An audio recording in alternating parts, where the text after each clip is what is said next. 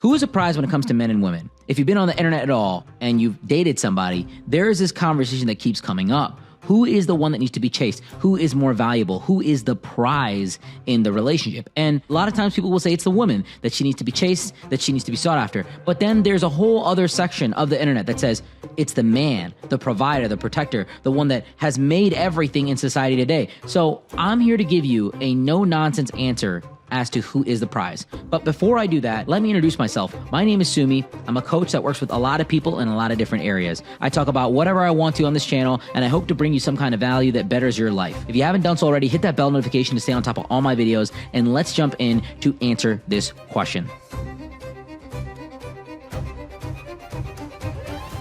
So in traditional fashion, I'm going to go with the ladies first. I want to break down the viewpoint that a lot of women have when it comes to who is the prize. And so I've watched pretty much every single video on the internet, and I've compiled a breakdown of the reasons that one gender would argue for one thing and another gender would argue for another thing, because very rarely women are arguing that it's men. Very rarely are men arguing that it's women. But let me give you the typical female argument as to why women are the prize. Women admit it with confidence. Of course we're the prize. Why would we not be the prize? It's like they're almost like, how could you even ask that question? It's crazy. I think a lot of women are offended by the idea that they're not the prize and they're not the ones that need to be wined and dined and sought after and chased and so on and so forth. Because traditionally, this has really been the norm to entertain, to be chivalrous, to court a woman. A lot of women justify this by just having female sexual parts. That's it.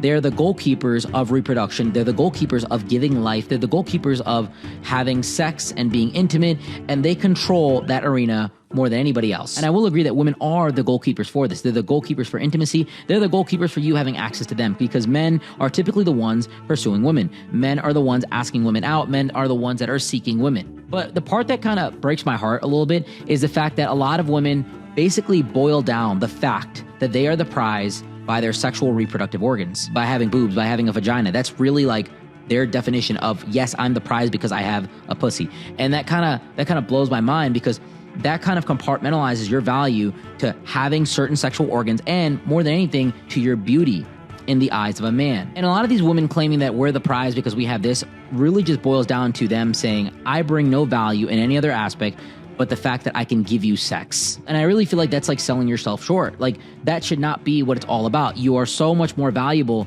than this, and the argument is so much more complex than I have a pussy, I can give you sex, therefore I am the prize. As someone that was raised by a single mom, I know a woman can do so much more than just hook up. And that's not what makes her the prize, or that's not even what fulfills this argument. And this kind of also goes back to the idea that women that are young, beautiful, fertile, attractive, in their early 20s, maybe early 30s, are the prize. And after that, they have absolutely no value whatsoever, because men don't want to sleep with them just by biological standards. So does it mean that women are not the prize after a certain age? And does it mean that women lose their value and their position in the prizing category? This is where this all comes up. So I will say, I don't really like this argument 100%, and I'm going to go towards a male argument and kind of break that down as well. A lot of men will claim that they're the prize because they make money, because they take care of things, because they're the ones that are getting up every day and keeping society together. Like, without men, society would not exist. And yes, to a degree, that is right. Like, men are the ones that allow society to really function. Without men, things would collapse. But the argument of the prize breaks down again, where if a man is not contributing to society, is he really the prize? Is he really not useful? Like, who is the prize here? There has to be some kind of answer. And this is where you kind of boil it down and you really look at it in a very structured way. Men and women are both the prize in different situations. It's a basic formula. The person that's the prize is theoretically the person that's more valuable. So if a model, a beautiful, attractive, elegant girl with a great career is in front of a young college kid that may not have a lot going for him, in this generalistic example, I would say that she is the prize. However, if you put her with a young billionaire that has made a company, that has invested, that has grown, that has done a lot of things in his life, that has a great regulation of the economy of a country, I would argue that that guy is the prize. And then when you really look at it, 80% of the women in the world want the top 20%, if not the top 10% of men. 20% is generous. They want the top guy. And 100% of all the men in the world want 80% of the women. When you look at dating apps, men are swiping right on 81% of all women. Women are swiping right on about 4.7% of all men. And when you look at the data, women are swiping right on the same guy. Women are not very different in what they like. And a lot of women will argue like, oh, my tastes are very unique. No. By the data, by the science, by every metric in the book, women are going after the same guy. And these guys are the ones that are powerful by society standards. And in a capitalistic economy, it typically means that you're financially stable, first and foremost. It means that you're physically fit. People still care about that. And it means that you're mentally strong in order to, number one, have a conversation, be galvanized in your discipline, but also be emotionally there to understand people and to conversate with them. When it comes to men, there's a spectrum here. The more feminine, the more attractive, the more sexy a woman is, while concurrently providing characteristics of emotional support, being kind, being generous, being nurturing. These characteristics on a high end are what make her the prize, are what make her valuable. So the answer to this question, who is the prize, men or women, it varies. The top 5%, I would say, of all men are by default the prize. They are the default prize.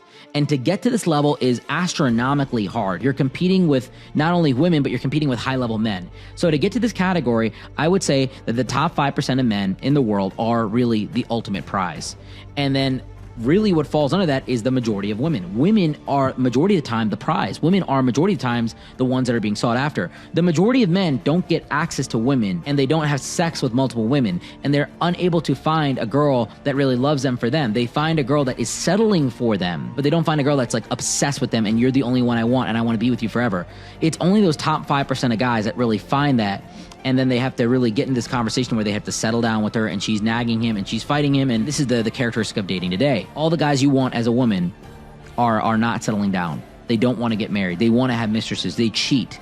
And it's because those guys view themselves as a prize and they get rewarded, because the moment that you leave his life, he'll find another girl that wants to take him up and get access to his resources. And you can say whatever you want, that it's transactional, that it's this, but they still get a lot of action. They still get a lot of aggression in the market. You can tell me that they're miserable, but I have met a lot of these guys and they still seem to live a very productive life. On the flip side, a lot of women are the prize. The majority of women in the world are the ones being sought after. The average college girl has a bunch of guys in her DMs trying to talk to her, celebrities, athletes trying to fly her out, do this, that, and the third.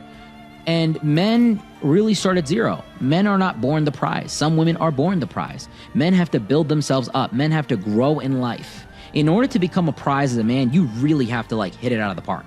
You have to do everything perfectly, and it's not easy to do. So there's a lot of work, but it has a massive reward. Whereas women, they just have to maintain. If you stay out of trouble, you take care of yourself, you hit the gym, you're presentable, you're kind, you're nurturing, you're smart, you're intelligent, you can have a conversation, you're loyal, you're honest, you're a good person overall, a lot of men will really, really, really like you and chase you and try to date you and try to really court you.